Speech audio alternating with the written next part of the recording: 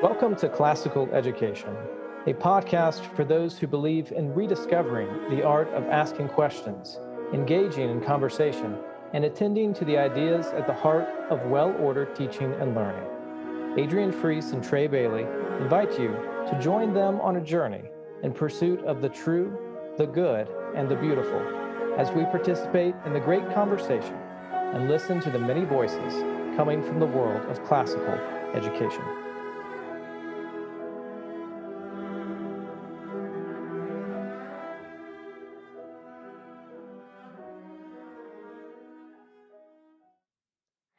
Today I have some very special guests here to talk about teaching Latin in classical schools.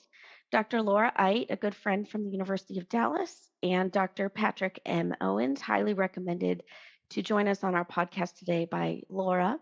And I would like each of you, Laura and Patrick, to introduce yourself and tell our listeners a little bit of your background and your passion for Latin. Laura, why don't you go ahead and start? Okay, sure. So I am an assistant professor of modern languages and humanities at the University of Dallas. I've been here for 15 years, actually, and I primarily teach German and Spanish as well as humanities courses for our classical education graduate program. I'm also the faculty advisor for our classical curriculum team. I help them with the professional development that they do, and I'm also currently writing a Latin curriculum for K to 5th grade for our classical curriculum team. I've always been really interested in learning languages. I've learned a bunch in my life myself. And one of my main areas of interest is foreign language pedagogy, including especially early childhood language acquisition. So that's what drove me into the area of developing curricula for the younger ages. Patrick, go ahead. Thank you, Adrian. I'm grateful to join you and Laura on your podcast. I'm a professor of classics. Specifically, I'm a Latinist.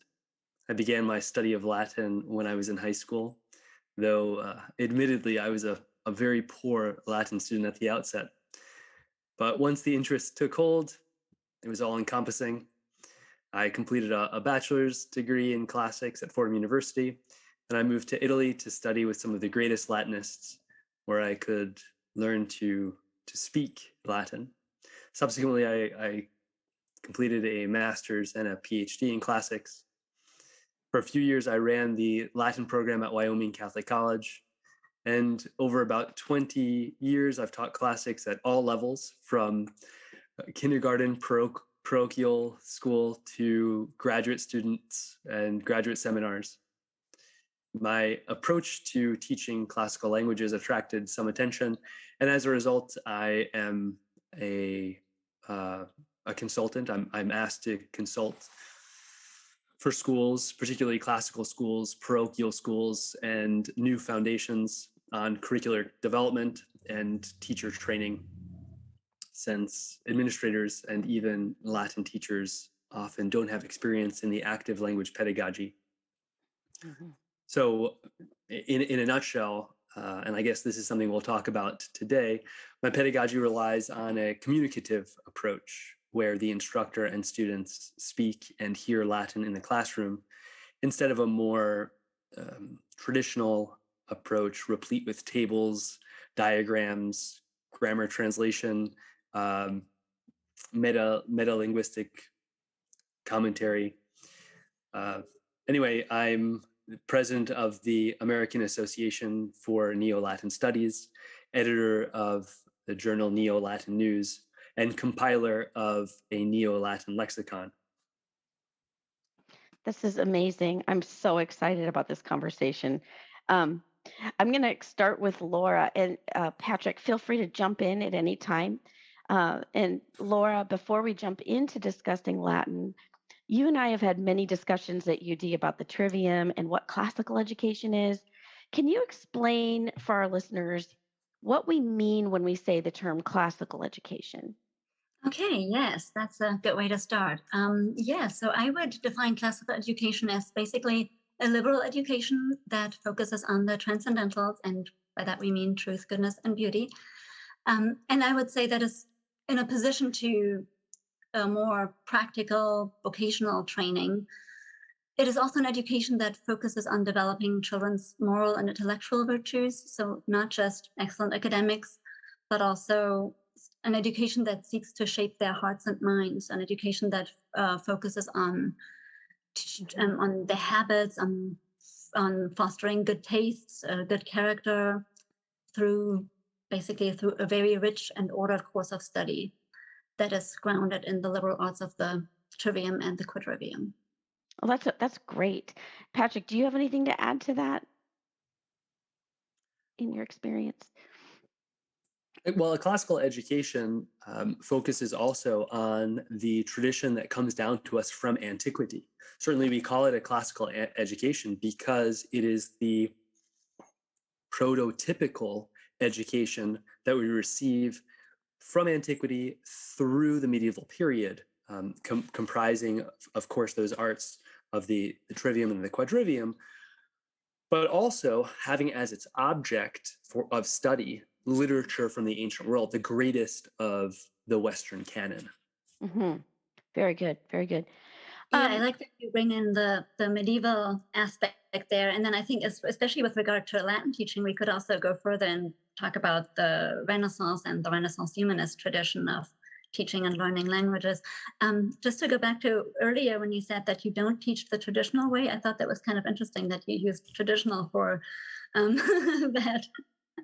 Do you want to explain that? You got me. There's an inconsistency there. Yeah, I always I use scare quotes. You can't see scare quotes, unfortunately, on a podcast, but I use scare quotes around the word traditional when I describe what is the method of Latin education in classrooms today, because I think, Laura, this is what you're getting at. It's not actually all that traditional. It doesn't go back more than, say, 150 or 200 years. The traditional, the genuine, authentic traditional approach is something much more like the humanists and the Renaissance approach, which has its roots all the way back in antiquity.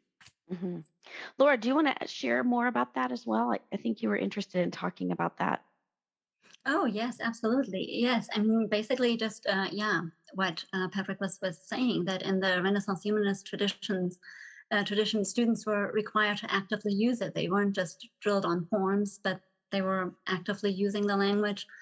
And really throughout probably the 1800s, that was the traditional way of teaching Latin. Students were required to speak, read, and write the language. There's some interesting documents about entrance requirements, even in universities in the US in the 1800s, where students had to turn a page of English at sight into Latin. So that requires really a very immersive teaching method. You can't just look at a page of English and translate that into Latin at sight if you haven't been trained in very active pedagogical methods. Yeah, actually, this is a great bridge for talking a little bit about the trivium and the neoclassical movement. People who are on our Facebook page know that I'm very passionate about helping define what is classical education based on really the medieval and looking back at antiquity. What is classical education versus what is the neoclassical movement that we're in today that has done a lot of great work. The revival that we're in with classical education, it credits to those people who have really been trying to uncover the tradition in the real sense of tradition. And in that, we've had a lot of modern interpretations and this neoclassical movement that really does focus on more of a drill method through what I believe is a misinterpretation of Dorothy Sayre's essay, and has not that there's anything wrong with her essay, it was an idea, but she never intended for her essay to be a foundation of how schools were developed, where they would segment grammar, logic, and rhetoric into grades of cognitive development. And I think this whole drill method does stem a lot from that. And so, Laura, some of the work you and I've done on the trivium, we wanted to look back at what is the trivium as an art versus trivium as stages of cognitive development. Do you want to talk a little bit about that? And Patrick, your experience as well on defining what an art really is. That would be great to hear from both of you. Yeah, actually, Patrick, if you don't mind starting with that, I think that would be a good starting point. This idea of art. Sure, Laura. Thank you. So the trivium, when it's conceptualized as an art, only really makes sense if we mean art in that context qua ars, that is qua the Latin word for art, ars. And I say that because when most of our audience thinks of the word art, especially if they think of the word art in terms of an educational community or a classroom, the audience will imagine either an art project or studying art history, maybe crayons, maybe finger paints. But in reality, the trivium is not at all that kind of art. It is an ars, and in Latin, ars means much more than art. It means a skill of combining or joining something, a skill of working something, a handicraft, an occupation of mind, of soul, of spirit. It can certainly be a physical occupation, but more often than not, an ars is a physical and mental activity that is practiced and exhibited in a professional way, in a serious manner. And so certain arts, certain artes are also music, poetry, medicine. In this way, we can conceive of the trivium as an art, as an ars. It doesn't really make much sense in any other way. Mm-hmm. Yeah, I love that definition. Yes. Would you say that, Patrick, would you say that the concept of grammar as it was used is also different than our idea of grammar today?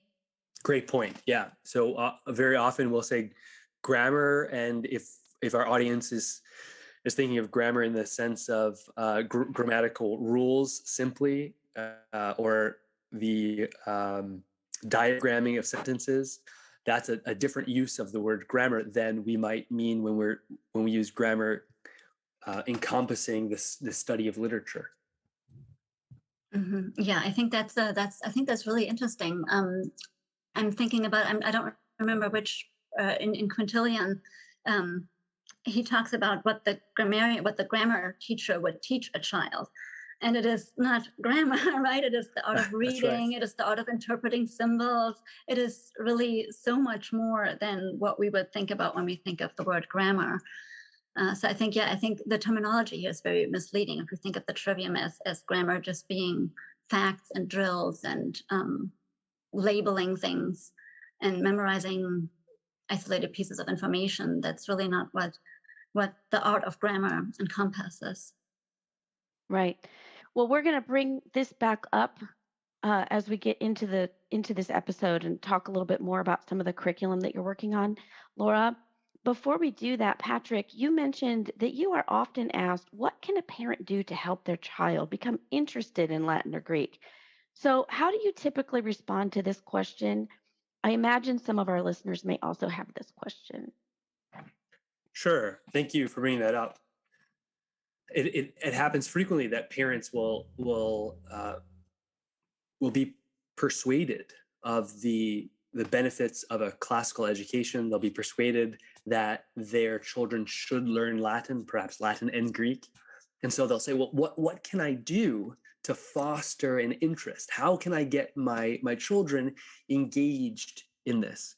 And the answer that I have for parents who find themselves in this situation is much like the answer that they receive from teachers of reading. Namely, if you want your child to be excited about Latin, about classical learning, or frankly about reading, the best thing to do is to read in front of them, is to demonstrate, not through words, but through actions, that this endeavor, this engagement is worthy of your time as an adult. Because let's face it, all children want to become adults. All children think that in adulthood they will be free, they will be powerful, they will be able to direct their own lives. And it's unfortunate that our children want to grow up faster than they need to, but it's the reality of childhood. And so when children see their parents engaged in a mental activity, they equate that activity with adulthood. And they think that is something that I want to do because I want to become an adult. So if you have a child at home and you want that child to learn Latin, well, the best thing you can do is to either learn Latin if you don't know it, or read Latin on your own, on the couch, in the evening, when your children are at play or at leisure. Demonstrate that your leisure is spent in reading great literature, ideally in Latin. What kind of resources do you recommend for parents that don't have a clue?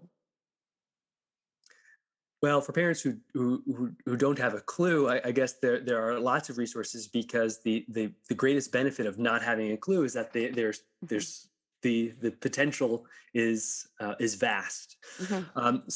Parents who want to learn some Latin have more options today than perhaps they've ever had before, because in the last few years, especially thanks to the pandemic, the cottage industry of online Latin tutorials or Latin classes has really exploded. There are some wonderful outfits, and I'll name just a few here. There's Scola Latina, there's Vivarium Novum, Paideia, Veterum Sapientia. All of these institutes offer high quality instruction in Latin over the internet for adults. Yeah, that's really good. I'm going to make sure to put these in the show notes, so that if you have links, we can add those links into the show notes, and anybody who wants to do some more research will do that. And I'm sure Latin, Laura, do you also have any resources that Yeah, you and just what Patrick was just saying, when I first learned Latin, that was actually because I was intending or thinking I could homeschool my children. I wasn't successful in homeschooling my children, but I think I was a little bit more successful in learning a little bit of Latin. That was my original purpose. Latin was the last language of the languages that I learned, and I stuck with it. I didn't stick with homeschooling. But yes, I think that's a really good point, that it's, you demonstrate to your children what you find important. You demonstrate your values. And I think I would also add to that, present them with content that's interesting. Present them with something that's interesting. You don't have to convince your children to do something that they find interesting. And if you treat Latin like a human language, which it is, like a means of communication between human beings, a language that you can use to communicate ideas, then they will find that interesting. That's a great point, Laura. Sorry, I didn't mean to step over you there. It's okay. Just a little bit more. If you treat it like a dead thing to be dissected and analyzed, you're taking the life out of it. And I think it's the same way if we get children first interested in the animal world, for example. We first want them to observe a frog. We want them to see how a frog hops and how a frog catches its prey before we dissect the frog and analyze the frog. Mm-hmm. So I would say put the experience of handling, of being in and with the language first before you dissect and analyze it. Yeah, and Laura, in our conversations when I was at UD, one of the things I really love about your approach for developing this K-5 Latin curriculum that we're going to talk a little more about is that you've developed this for the parent, the teacher who has no Latin background, and you've pulled in amazing, wonderful stories that we are all familiar with as parents. Like as a parent, I was it The Very Hungry Caterpillar is maybe one of the books, that part of this curriculum is reading The Very Hungry Caterpillar in Latin. I mean, like that's pretty easy to figure out because we all know the English version of it. So in my mind, the busy homeschool mom, the busy classroom teacher who doesn't have maybe time to go into the depths of Latin can actually model humility, which is a virtue we want as teachers, model humility by learning Latin from nursery rhymes and storybooks along with their children. Mhm. I think that's an absolute brilliant way for the busy parent, the busy teacher to begin learning Latin is with your program. I absolutely love your program. We're going to talk more about it. But before we do, I would like to ask what should be the role of Latin foreign languages in classical schools? Like, tell us the big picture and give us the why. Why does it matter? I wonder if perhaps you could tell our listeners a bit about the history of Latin education as well, both of you.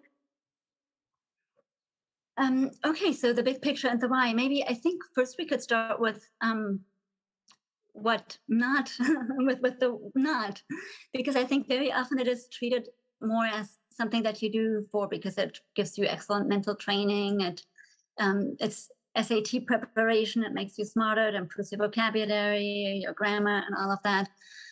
And that relates to what we were just saying about what Patrick was saying about the intrinsic motivation, and also the idea that I mentioned that speaking a language is intrinsically human, and speaking any human language is a means of communication, a means of communicating ideas to each other. And so language in the history of Latin teaching, Latin has been treated as such. I think Patrick mentioned that earlier, that in Renaissance humanism, students learned to use Latin as a means of communication, and it was the language of instruction, not just something that students learned about, but also that students learned to use and to produce, especially. Patrick, do you want to add to that? Sure. Yeah. The quintessential Renaissance education was the Jesuit education. So the Jesuit education, starting in the say the middle of the 16th century, has as its foundation classical learning. The student is immediately immersed in Latin and the greatest literature of the Latin language, and then gradually introduced to Greek and subject matter like rhetoric, dialectic, scripture, theology, so on and so forth. And while the Protestants didn't entirely adopt the Jesuit approach, they did use it as a model. And so no matter what side of the Tiber or the Rhine you were on, Renaissance education was a classical education. And from really the age of 7, students, mostly boys, but students were speaking Latin, hearing Latin, reading Latin. And so it was the central point of the entire education. Now, education has changed dramatically. Of course, it goes without saying that the disciplines that we value for good reasons and bad have changed dramatically since the high point of humanism. However, the efficacy of that model, the efficacy namely of immersing the student in the language as the target language, remains the same. And this should come as no surprise, because we do this in modern languages. We do this in modern languages, and in modern languages, when this is done seriously and appropriately, this is met with good outcomes. Now, of course, in the US, we generally do foreign languages pretty badly. I hope that's not a surprise to much of our audience. However, in environments where immersive language is used, it's a successful approach. There's simply no denying that. And it stands to reason. I mean, we learn our primary language. For most of our listeners, that will be English. We learn our primary language, English, in the same way, by being immersed in it. And so we ought to ask ourselves, well, if the successful outcomes for second language learning in the modern languages is through immersion.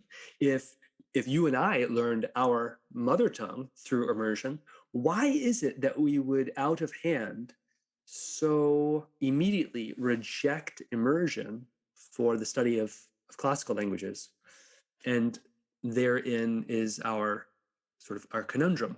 Yeah. It is the standard mode for teaching classical languages is not to speak it, not to use it, not to hear it, to only see it on the page. Right, right.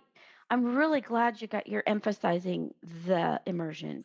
Um, as a parent, when I was homeschooling my children, I didn't know how to do that because I didn't know languages. I took French in high school. I don't remember any French. It was very difficult. It was the chart method. Yeah, and filling in the charts, and I don't even remember the terminologies we used. It is just very boring. And French is a beautiful language, in my opinion. I think it's Yeah. beautiful. And I wish I knew it. So I'm really happy that you're bringing this up and emphasizing it because I suppose it goes back to why our education model in this country is the way it is. It's all very much about the usefulness of prepping our students for college. I mean, one of the big one of the big selling points for classical schools often is they learn Latin and it's going to help them test better on the SAT, right? Mhm. Or if they want to go to medical school, it's going to help them, pass the medical school tests because they know Latin. And so I really appreciate that you're bringing the beauty in because immersing our students into the language brings life to it. It's a living language. It's not dead. And there's no reason to make it more dead than it is, right? In our schools, right? Let's bring it alive again. Let's bring it back to life. And so I want to jump in here and begin talking with Laura about why starting Latin in kindergarten, why K5, and what does it mean to teach language classically to these young children in this way, in this immersion way? Can you give us some hows and whys that this program you've developed would work?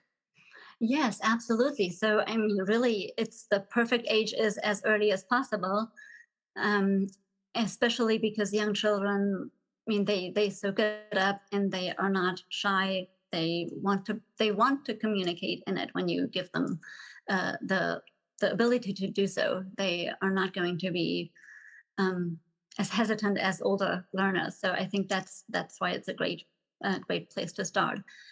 And that's also why the immersion method will work so well because they can learn it as naturally as a child who is, for example, growing up learning Russian will also pick up the cases by being exposed to them. One issue that I wanted to bring up, we talked, Patrick talked about the immersion method and the efficiency and efficacy, and I would totally agree with that.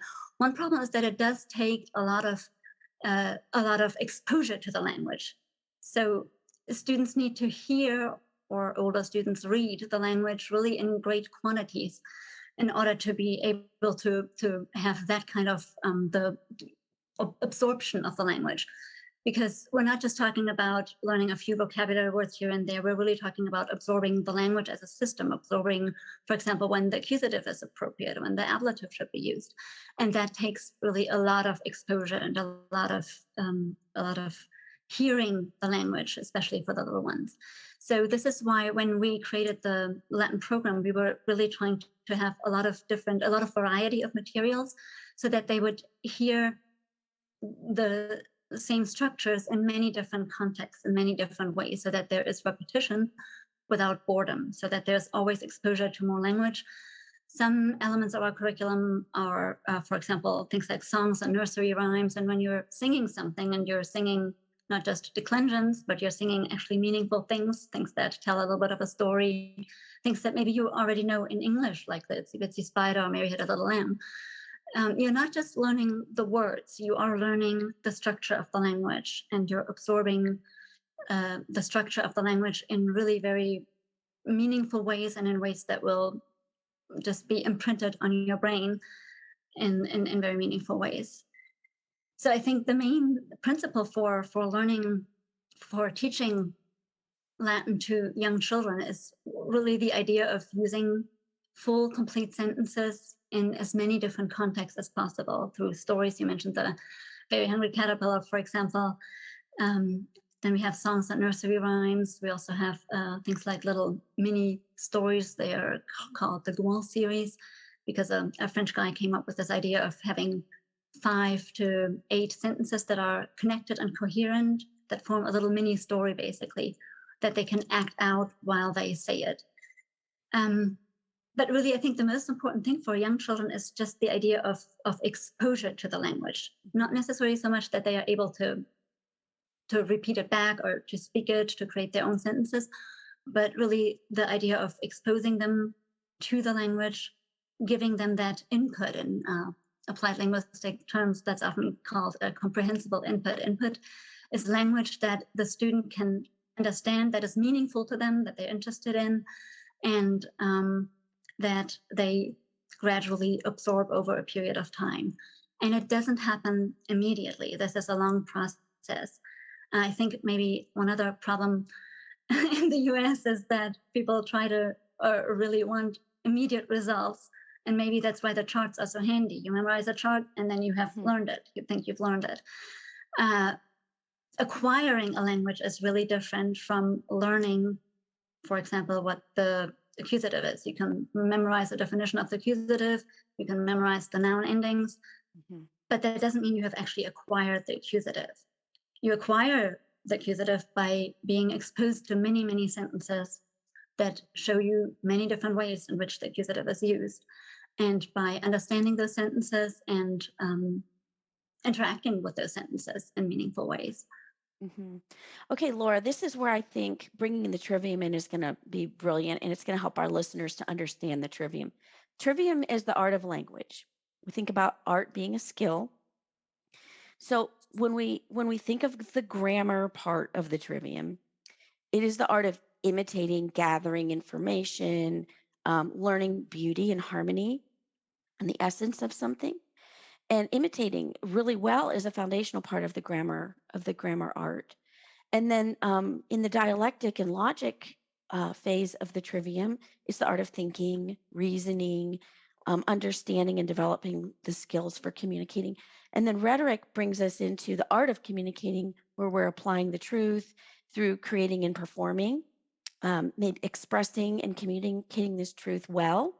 And so when I remember looking closely at this Latin curriculum, I was seeing trivium-based lessons here. They were walking through imitating, learning something new, learning harmony and beauty. And then they were having to experience the art of thinking and thinking through what they were learning, and then expressing and communicating. So to me, I remember thinking when I was looking at it, oh, I see the trivium right here. So walk us through a lesson, or kind of the parts of a lesson in the curriculum. Help our listeners hear sort of those steps of the trivium within one of your lessons. Okay, yes. I think maybe first I should say that it isn't probably quite as neatly defined or neatly structured in terms of the trivium. And I think, that also goes back to the history of the trivium. It's not always trivium isn't always order. right. Exactly. It's not. That's true. Yes. That's true. Yes. Yes. So, if we see the grammar part of a lesson, maybe as this idea of imitating and gathering knowledge, and I would say that memorizing songs, memorizing hymns, memorizing nursery rhymes, that is definitely part of the grammar phase of a lesson, where students are absorbing, are exposed to the language, are imitating correct, beautiful language. The dialectic and logic phase, we might say that comes when we have, we call this little Socratic talks, where we have very guided conversations that start out with just yes/no questions. Is this a dog? Yes, this is a dog, right? And then moving on towards slightly longer answers. So is this a dog or a cat? This is a cat. And then what is the dog doing? Is it running or sleeping? So you start with just yes/no, then moving into one-word answers, and then gradually going into longer responses, which would perhaps be more in the rhetorical responses where they're actually producing an answer themselves. Again, I think this is not quite as neatly to be separated into these different categories. But those little conversations also make students aware of ways in which the language changes. If I talk about what the dog is doing, the form for dog has a different ending than if I say that I'm calling the dog or I'm petting the dog. So they, in those short conversations, we also draw attention to elements of the language, such as different endings of verbs. And even with young children, they notice that and they can learn and absorb that without needing to talk about third person plural. And here we have the accusative, all of that. You can talk about that in ways that is appropriate for a child, but that is sort of a beginning logic phase here, because they're starting to think about the language while also absorbing it.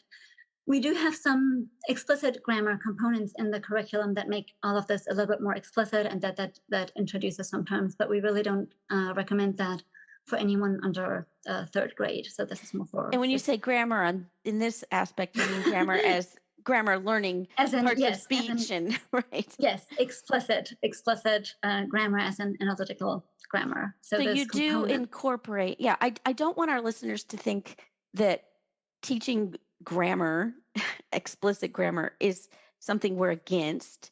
We definitely are for it, but we believe that the immersion approach first is what's best for children or best for learners, really. Yes, exactly. Because when you learn grammar based on something that you've already said and heard many times, it makes sense. You can see it in context and you understand the difference between the sentence that I see the dog is different than if I talk about something that the dog does. The form for dog is different.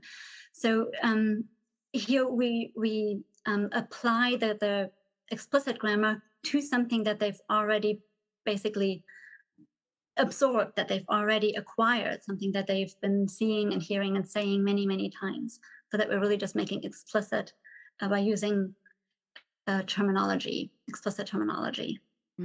Okay.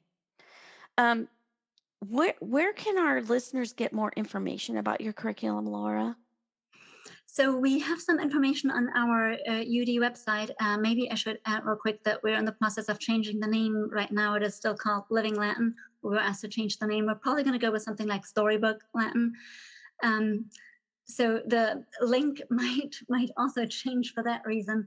But right now it is still on the UD website. We could maybe provide a link in the notes here. And maybe just about that name change real quick, the storybook, the idea is not just that there is a story or a coherent story, but that many elements in the curriculum are story-based. The songs tell a story, nursery rhymes tell a story, the picture books, the classical picture book that we use, of course, also tell stories. So many of all of the elements have the element of story. And I think that is also something that's really very fundamentally human. We, as human beings, we love stories. God talks to us in stories. Stories is something that also connects back to what we were saying earlier about getting children interested. That is what gets children interested. An interesting story gets you interested. Patrick, can you speak into this as well? I sure can. Adrian, have you ever met a elementary age student, a child who doesn't like animals? No. Neither have I. Right. And so animals is a great subject to get elementary school students engaged in a topic, right? You can ask them what their favorite animal is. You can ask them to tell you a story about an animal. And so through a curriculum like Laura's, students early on are engaged with animals, parts of the body, story frameworks, so that they can speak about the things that are immediately around them. They can tell their instructor, their teacher, or one another what their favorite animal is. They can perhaps even describe their imaginary animal. They can describe an imaginary animal as having 5 legs and 2 hands and 3 noses, because these are the the elements of vocabulary that they're learning right up front, instead of learning sword, javelin, murder, cavalry. So those are great things to learn if you want to read Caesar. But I don't know about you. I don't know too many 3rd and 4th grade students who want to read Caesar, let alone Cicero. And so by introducing them to Latin through realia, through their immediate environs, it becomes much less intimidating. It is presented to the student as a real human language, as something normal, something enchanted, something special, Right. something approachable. I love that. I love that. Well, and I think this, what you were saying with every 5-year-old is interested in animals, that's really important. And when we were first, Adrian, you might remember that when we were first discussing this curriculum, developing this, I think in an earlier draft, we were thinking about just having everyday life, everyday activities as the main focus of level 1. But I really wanted to do animals because that is what children are so fascinated by. And even more so very often than just their mundane everyday lives, their school objects. I mean, come on. A bear is much more interesting than a book for a 5-year-old, or a pencil, or the word for blackboard. So I think that was one of the reasons why we decided to go with animals first, because it is such an attractive topic for young children. And then in the next level, on the second level, we do talk about the child's world and the everyday world a little bit more, which is also interesting to children to talk about. But I think first sparking the interest with something that is like animals, something that's outside themselves, but that is still very interesting to them, and that invites such imaginary ideas as what you just presented. Actually, Patrick, I'm really grateful for that idea. I need to integrate that. That's a wonderful game idea that you just had. You know, Laura, could you tell our listeners a little bit about the pilot? I'm pretty sure it's been piloted now for 2 years. And I know you're developing 5 levels or 6 levels of this Latin program. So you've got it as designed for K-5, but I recall that some schools were piloting the K version in maybe 3rd grade, and also some homeschoolers were also piloting this for you. Can you tell us a little bit about the pilot and where the different levels could be incorporated if you're a first year school incorporating your curriculum?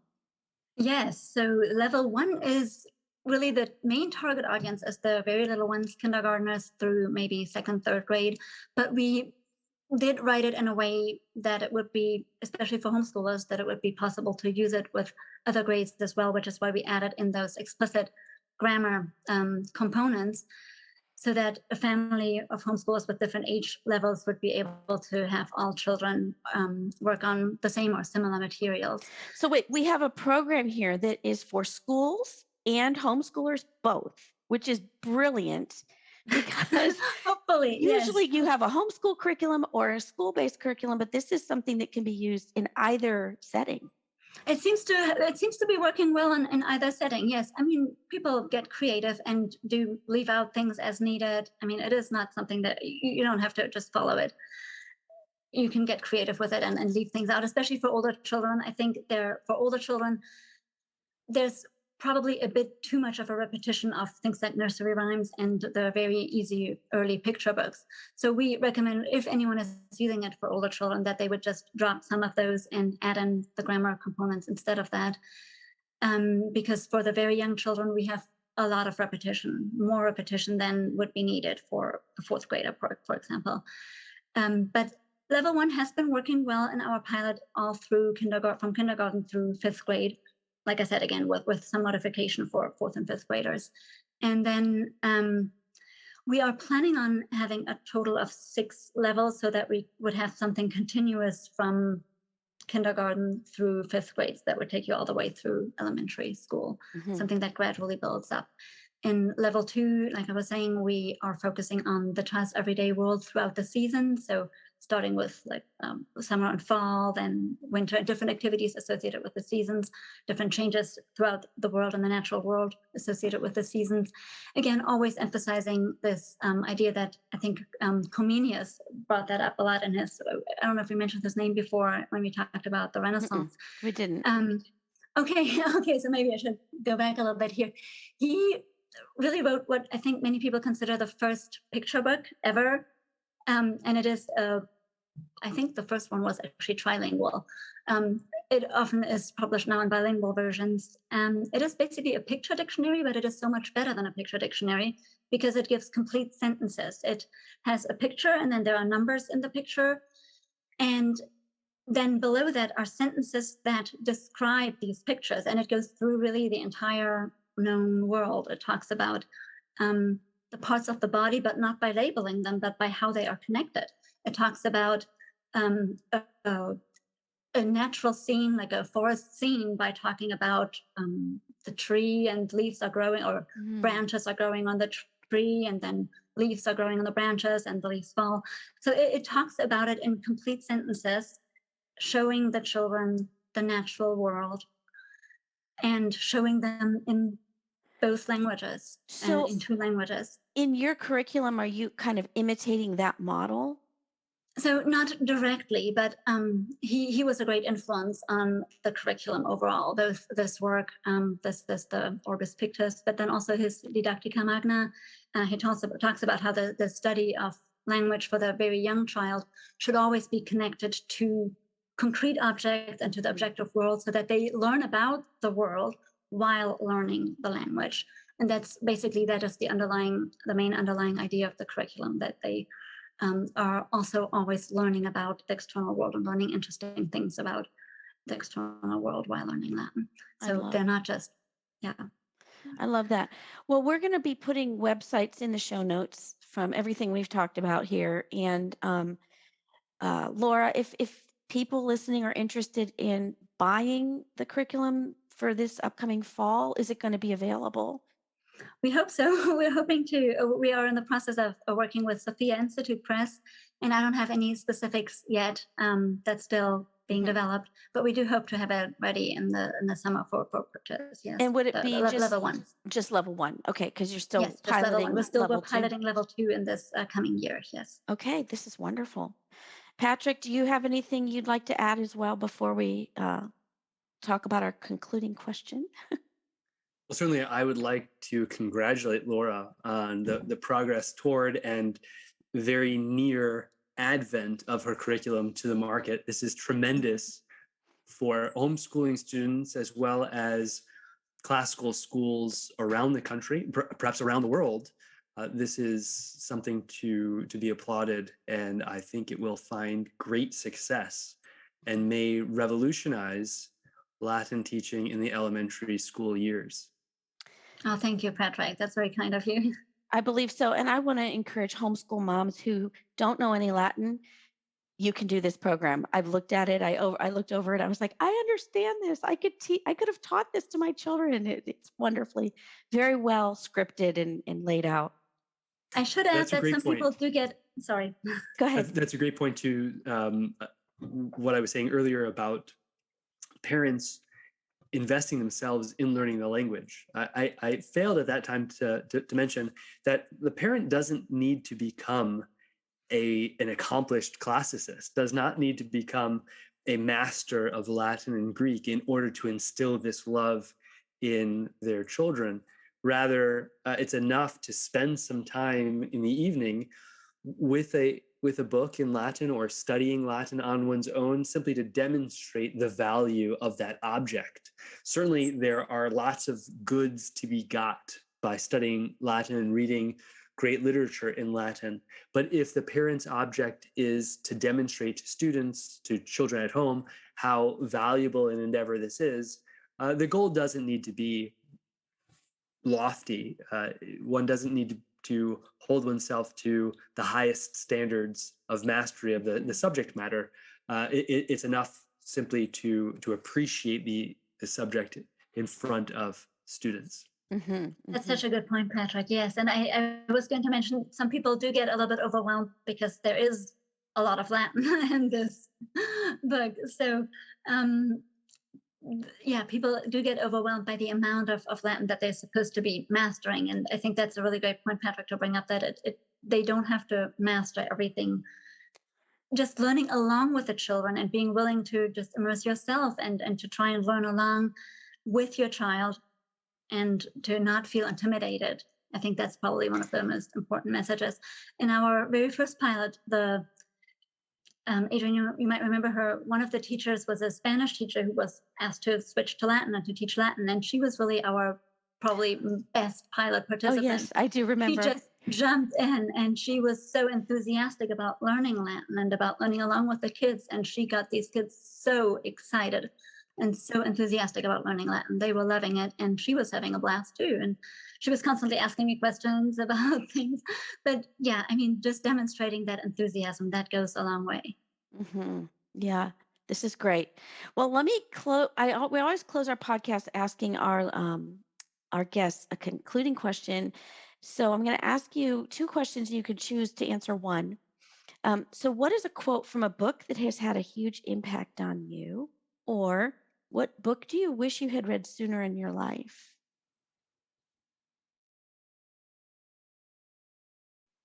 Okay, can I answer what book has had a great influence on my life? Sure. And thereby a recommendation to audience members.